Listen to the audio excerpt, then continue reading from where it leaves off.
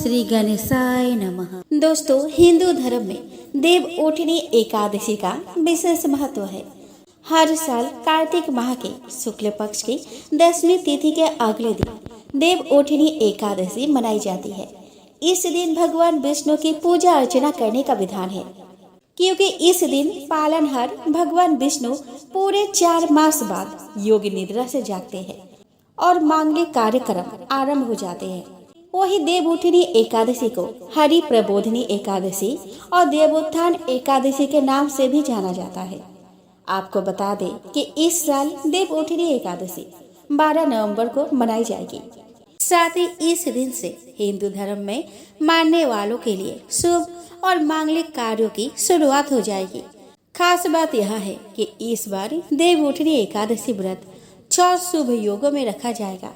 मान्यता है कि इन योगों में पूजा अर्चना और शुभ काम करने से मनोकामनाएं पूरी हो जाती है।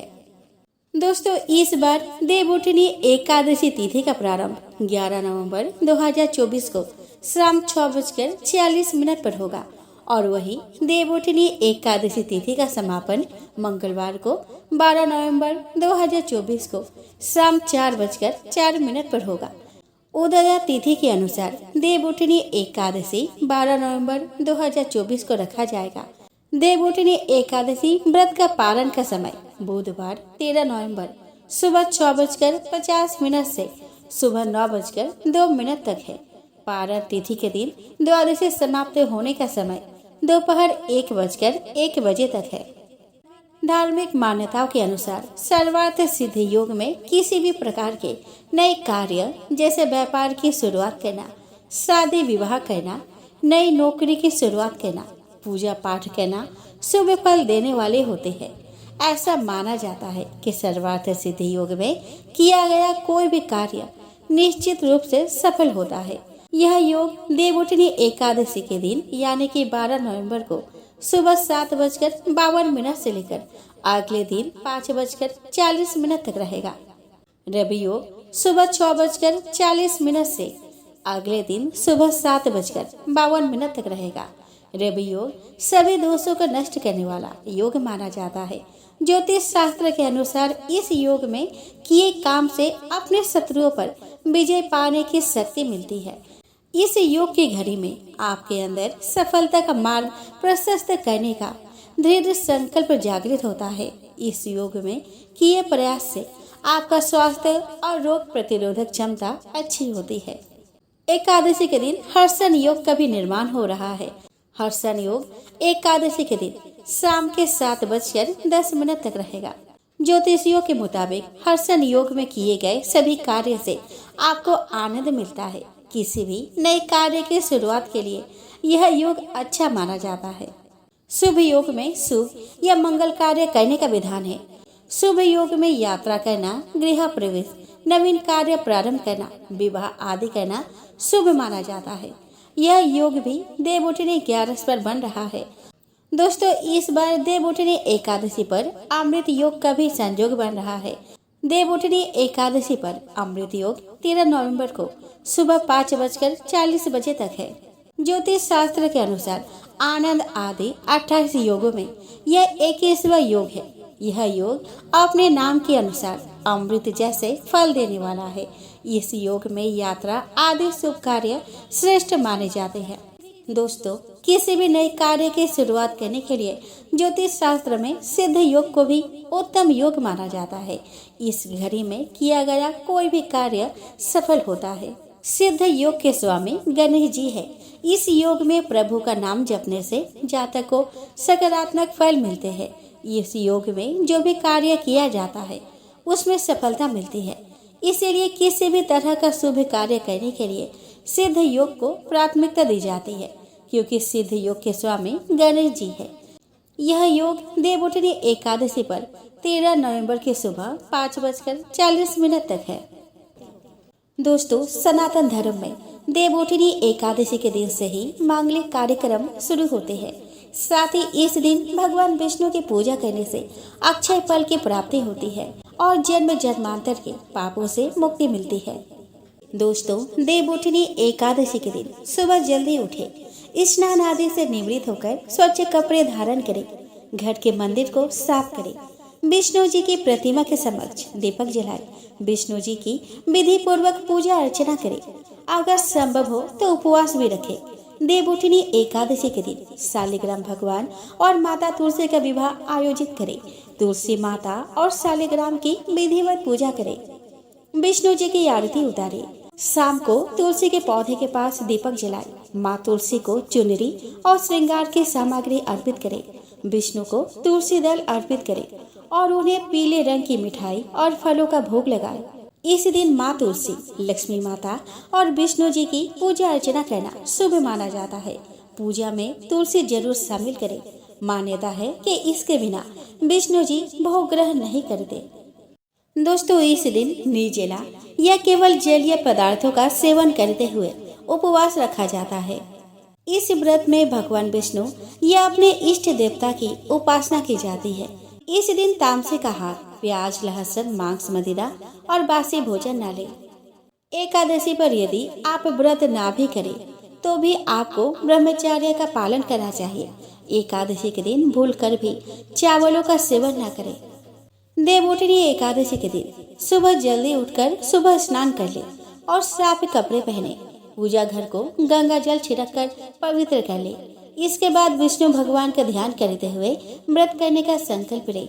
इस दिन घर की ठीक से सफाई करें। आंगन में या फिर पूजा घर के बाहर भगवान के चरणों की आकृति बना ले। घर में ओखली पर गेरू से भगवान विष्णु का चित्र बना ले। इस चित्र पर मिठाई, फल, सिंघारे, गन्ना और आंवला अर्पित करें और भगवान विष्णु की पूजा करें। आरती करके पूजा संपन्न करें। दीपावली के तथा इस दिन भी रात को पूजा स्थल और घर के बाहर दीपक जलाना चाहिए और घर के सभी सदस्यों को भगवान विष्णु की पूजा करनी चाहिए। उसके बाद रात में भगवान विष्णु का आह्वान करके उन्हें जगाए। शंख और घंटी बजाते हुए यह कहे कि उठो देवा, बैठा देवा, अंगुरिया चटकाओ देवा, नई सूत नई कपास, देव उठाए कार्तिक मास। आइए दोस्तों, अब हम जान लेते हैं कि एकादशी के दिन हम तुलसी विवाह कैसे करें। तो दोस्तों, सबसे पहले तुलसी का गमला साफ सुथरा करके उसे गेरुआ मिट्टी एवं चूना से अच्छे से रंग ले। अगर गेरू मिट्टी ना मिले तो आप हल्दी का भी इस्तेमाल कर सकते हैं। साड़ी या फिर रंगीन कपड़ों से मंडप बनाकर उसे गन्ने एवं फूलों से सजाए। घर के सभी सदस्य साफ सुथरे कपड़े पहनकर शाम के समय एकत्र हो जाए। दोस्तों, तुलसी जी के साथ विवाह के लिए शालिग्राम जी की मूर्ति, जो कि पत्थर के रूप में होते हैं, वो चाहिए होते हैं। पर अगर आपको शालिग्राम जी ना मिले तो आप अपने सामर्थ्य के अनुसार सोने का या फिर पीतल का या फिर मिश्र धातु की मूर्ति का भी इस्तेमाल कर सकते हैं। या फिर आप भगवान विष्णु जी की तस्वीर भी ले सकते हैं। लेकिन दोस्तों, ध्यान रखें कि आपको सिर्फ विष्णु जी की ही तस्वीर लेनी है, उसमें लक्ष्मी जी नहीं होने चाहिए। अब हमें 2 चौकी लेनी है। उसे तुलसी मैया के बराबर में दाहिने तरफ बिछा लेना है। उसके ऊपर पीले रंग के कपड़े बिछाए, क्योंकि पीला रंग शालिग्राम जी को बहुत प्रिय है एवं इस रंग को बहुत ही शुभ माना जाता है। उसके बाद हम कलश की स्थापना करेंगे। हम कलश को तुलसी जी के दाहिने तरफ रखेंगे। उसके बाद तुलसी विवाह में सभी देवी देवताओं का निमंत्रण करेंगे। उसके बाद चौक बनाएंगे। आप रंगोली भी बना सकते हैं। जहां आपके तुलसी जी का गमला है वहां आप सजावट भी कर सकती है। अगर आप आटे से चौक बना रहे हैं तो उसमें आप हल्दी जरूर डालें एवं खाली जगहों को चावल से जरूर भरें, क्योंकि चौक को खाली नहीं छोड़ सकते। उसके बाद चावल का आसन देकर एक दीपक प्रज्वलित करें। उस दीपक को हमें तुलसी जी के दाहिने तरफ रखने हैं। अब उसके बाद शंख रखें। ध्यान रखें कि शंख के नीचे चावल नहीं रखनी है। उसके बाद चावल का आसन देकर वरुण घंटी रखें। इसके बाद हम पंचभूत पूजन करेंगे। इसमें सबसे पहले हमें पृथ्वी का पूजन करना है। एक फूल लेकर उसमें रोली और अक्षत लगाकर उसे पृथ्वी पर छोड़ दें। इसके बाद गंगा आदि या फिर जल का पूजन करेंगे। इसके बाद दीपक का पूजन करेंगे। वरुण घंटी का पूजन करेंगे। शंख के पूजन में हम चावल नहीं डालेंगे, हम सिर्फ रोली एवं पुष्प अर्पित करेंगे। इसके बाद हम गौरी गणेश का पूजन करेंगे। सबसे पहले हम 4 बार जल छोड़ेंगे। उसके बाद उन्हें पहले पंचामृत से फिर शुद्ध जल से स्नान कराना है। उसके बाद मूर्तियों को पोंछकर इत्र लगाना है एवं उन्हें वस्त्र पहनाने हैं। चावल का आसन देकर उन्हें विराजमान कराएंगे। गौरी जी को गणेश जी के दाहिने ओर बैठाएंगे। गणेश जी को चंदन एवं गौरी जी को रोली लगाएंगे। उसके बाद हम जैसे रोज पूजा करते हैं वैसे ही पूजा करेंगे। अब हम कलश का पूजन करेंगे। कलश पर स्वास्तिक का चिन्ह बनाएंगे एवं कलावा जरूर बांधेंगे। रोली चावल से कलश का पूजन करेंगे, पुष्प अर्पित करेंगे। इसके बाद कलश पर जनेऊ जरूर चढ़ाएंगे। उसके बाद हमें शालिग्राम जी की पूजा करनी है। दोस्तों, शालिग्राम जी की पूजा को औरतें नहीं कर सकती, तो आप उनका पूजा बच्चों से या फिर अपने पति से करवा सकती हैं। पूजा की विधि वही होगी। पहले आपको 4 बार जल छोड़ने हैं, पंचामृत से स्नान कराने हैं, फिर शुद्ध जल से स्नान कराए, उन्हें इत्र लगाए, पीले वस्त्र पहनाए। आप कलावा के रूप में वस्त्र अर्पण कर सकती है। आप अपने सामर्थ्य के अनुसार दान भी कर सकती है। उसके बाद भगवान को चंदन लगाए, उन्हें तिल अर्पित करें, क्योंकि भगवान शालिग्राम जी को चावल अर्पित नहीं किए जाते। उसके स्थान पर आप सफेद तिल अर्पित करें। इस बात का आप विशेष ध्यान रखें। उसके बाद आपको माला पहनाना है, फूल चढ़ाए। उसके बाद हमें तुलसी मैया की पूजन करना है। उसके लिए हम उन्हें जल चढ़ाएंगे, रोली लगाएंगे, चावल चढ़ाएंगे। उसके बाद हम शालिग्राम जी एवं तुलसी मैया की गठबंधन करेंगे। हमने जो तुलसी जी के लिए चुनरी लिए थे और जो शालिग्राम जी के लिए पीला दुपट्टा लिया था, उसके एक कोने में हम सुपारी, हल्दी की गांठ, थोड़े से चावल एवं कुछ रुपये बांध देंगे। उसके बाद उस दुपट्टा को शालिग्राम जी को एवं चुनरी को तुलसी मैया को ओढ़ा देंगे। तुलसी जी को सुहागे की चीजें भी अर्पित करेंगे। तुलसी मैया को बिछिया जरूर अर्पित करें, उन्हें चूड़ी जरूर पहनाएं। दोस्तों, आज के दिन आपको अपने घर में पकवान जरूर बनाने हैं। आप पूरी, खीर, हलवा आदि बना सकते हैं। अगर 11 के दिन आप तुलसी विवाह करें तो आपको चावल की खीर नहीं बनानी है। पूर्णिमा के दिन करें तो आप बना सकती है। उसके बाद भगवान को भोग लगाए। आप मिठाई, सिंघारा, मौसमी फलों का भोग लगा सकती है। पूजन के बाद आपको शालिग्राम जी पर गुलाल एवं तुलसी जी को रोली जरूर लगानी है। आप हल्दी भी चढ़ा सकते हैं। उसके बाद तुलसी मैया की पैर पखारने हैं। उसके बाद हम हवन करेंगे। हवन करने से पहले हमें हवन कुंड की पूजन करनी है, भोग चढ़ानी है। उसके बाद मंत्र उच्चारण के साथ हमें हवन करनी है। उसके बाद हमें करनी है आरती।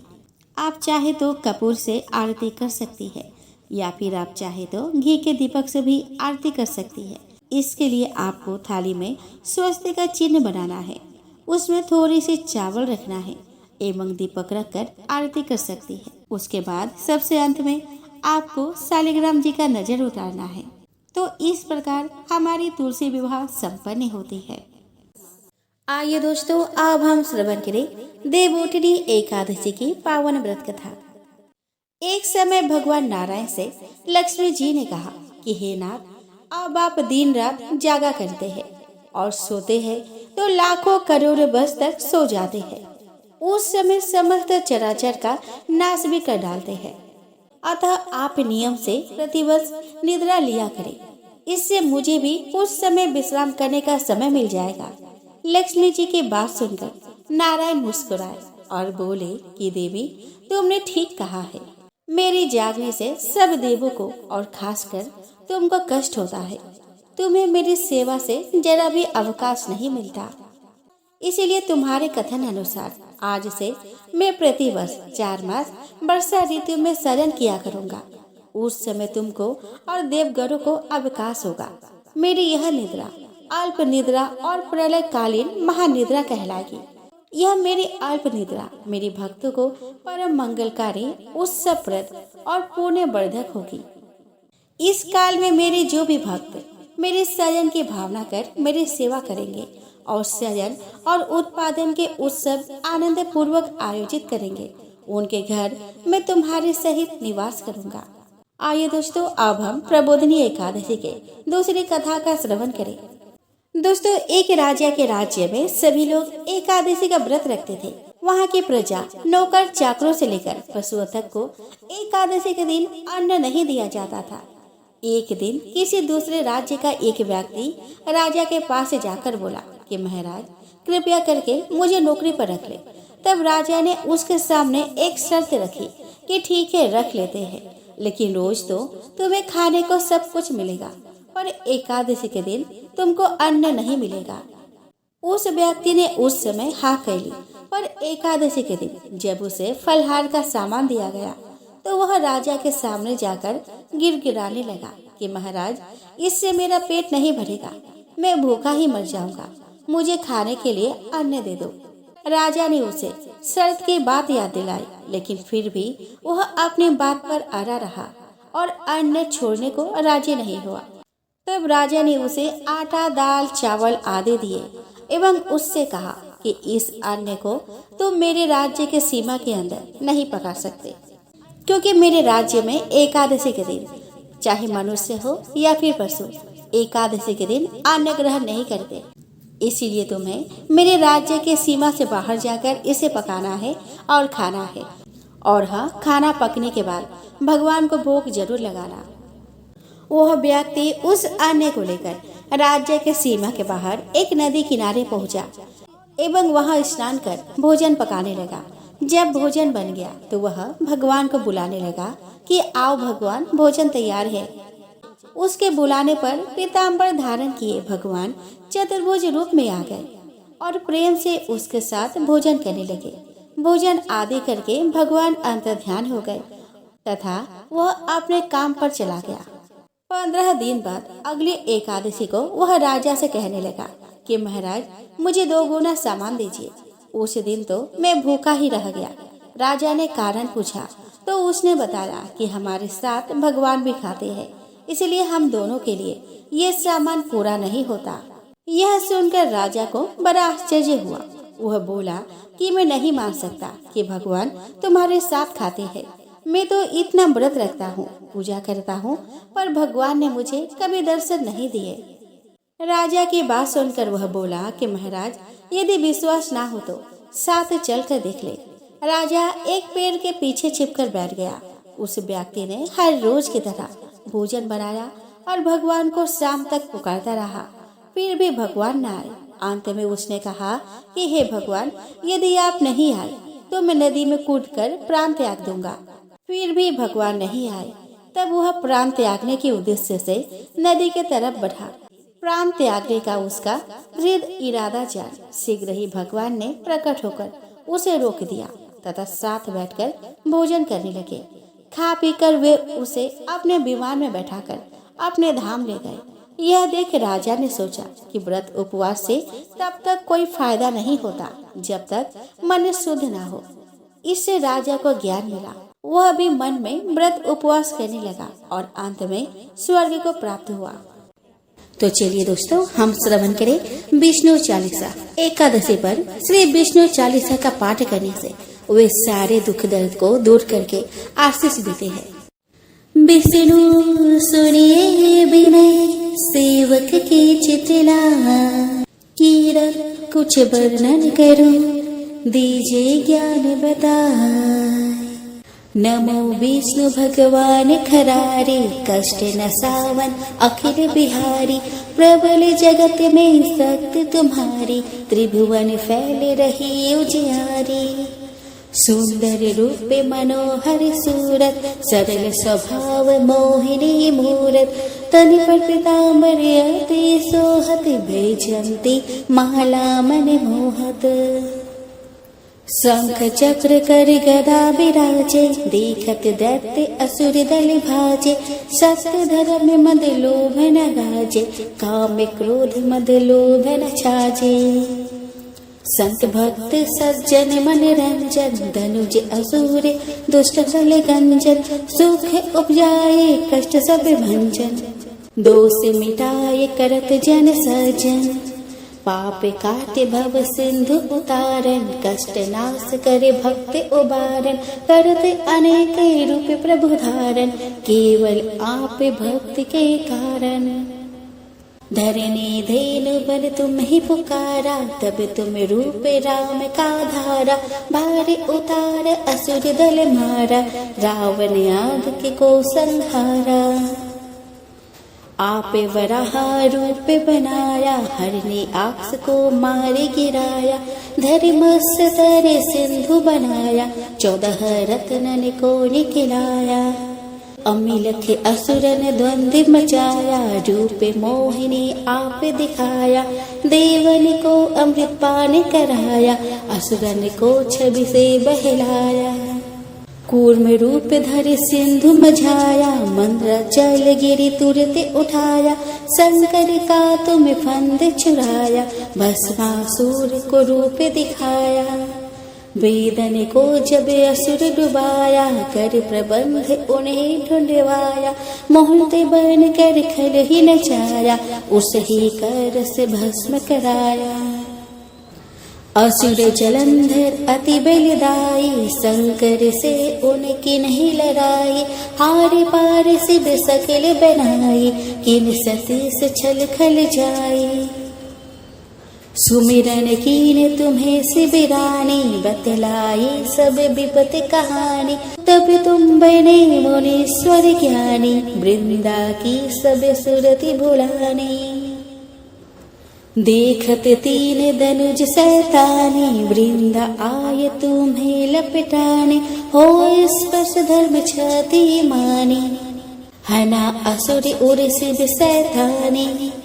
तुमने ध्रुव प्रहलाद उबारे, हिरण्यकुश आदि के खल मारे, गणिका और अजामिल तारे, बहुत भक्त भव सिंध उतारे। हरे हो सकल संताप हमारे, कृपा करहु हरि सिर जनहारे, देखहु मैं निज दर्श तुम्हारे, दिन बंधु भक्तन हितकारे। चाहता आप का सेवक दर्शन, करहु दया अपने मधुसूदन, जानू नहीं युग जप पूजन, होवे यज्ञ स्तुति अनुमोदन। शील दया संतोष सुलक्षण, विधि नहीं व्रत बुध विलक्षण, करहु आप का किस विधि पूजन, कुमति बिलो के होत दुख भीषण। करहु प्रणाम कौन विधि सुमिरन, कौन भांति में करहु समर्पण। सूर्य मोनि कर सदा सब काई, हर्षित रहते परम गति पाई। दीन दुखिन पर सदा सहाई, नीच जन जन लेवे अपनाई। पाप दोष संताप न जावो, भव बंधन से मुक्त करावो। सुख संपत्ति दे सुख उपजाओ, निज चरणन का दास बनाओ। निगम सदा ये विनय सुनावे, पढ़े सुने सो जन सुख पावे। एकादशी माता की आरती तो प्रेम से बोले, एकादशी माता की जय हो। ओम जय एकादशी माता, विष्णु पूजा व्रत को धारण कर सकते मुक्ति पाता।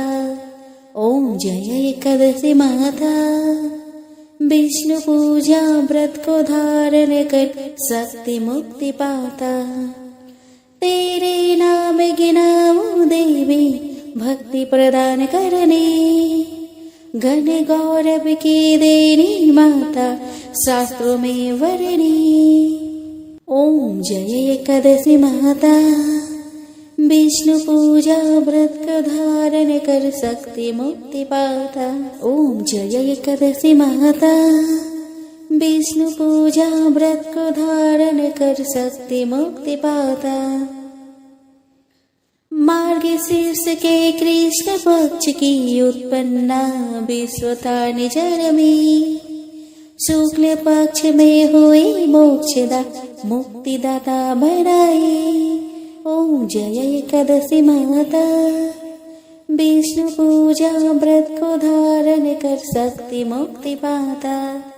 ओम जय एकादशी माता, विष्णु पूजा व्रत को धारण कर सकते मुक्ति पाता। पौष के कृष्ण पक्ष की सफला नामक है, शुक्ल पक्ष में हुए पुत्रदा आनंद अधिक रहे। ओम जय एकादशी माता, विष्णु पूजा व्रत को धारण कर सकती मुक्ति पाता। ओम जय एकादशी माता, विष्णु पूजा व्रत को धारण कर सकती मुक्ति पाता। नाम सत्तिला माघ मास में कृष्ण पक्ष आवे, शुक्ल पक्ष में जया कहावे, विजय सदा पावे। ओम जय एकादशी माता, विष्णु पूजा व्रत को धारण कर सकती मुक्ति पाता। ओम जय एकादशी माता, विष्णु पूजा व्रत को धारण कर सकती मुक्ति पाता। विजय फागुन कृष्ण पक्ष में शुक्लाम्ल की, पाप मोचने कृष्ण पक्ष में छत्र महाबल की। ओम जय एकादशी माता, विष्णु पूजा व्रत को धारण कर सकती मुक्ति पाता। ओम जय एकादशी माता, विष्णु पूजा व्रत को धारण कर सकती मुक्ति पाता। चैत्र शुक्ल में नाम कामदा धन देने वाली, नाम बरथुनी कृष्ण पक्ष में बैसाख महावाली। ओम जय एकादशी माता, विष्णु पूजा व्रत को धारण कर सकती मुक्ति पाता। ओम जय एकादशी माता, विष्णु पूजा व्रत को धारण कर सकती मुक्ति पाता। शुक्ल पक्ष में होए मोहिनी, अपराजष्ण कृष्ण पक्षी, नाम निर्जला सब सुख करनी, शुक्ल पक्ष राखी। ओम जय एकादशी माता, विष्णु पूजा व्रत को धारण कर सकती मुक्ति पाता। योगिनी नाम आषाढ़ में जानो कृष्ण पक्ष करने, देव शयने राम कहायो शुक्ल पक्ष धरणी। ओम जय एकादशी माता, विष्णु पूजा व्रत को धारण कर सकती मुक्ति पाता। ओम जय एकादशी माता, विष्णु पूजा व्रत को धारण कर सकती मुक्ति पाता। कामिका श्रावण मास में आवे कृष्ण पक्ष कहिए, श्रावण शुक्ला होए पवित्रा आनंद से रहिए। ओम जय एकादशी माता, विष्णु पूजा व्रत को धारण कर सकती मुक्ति पाता।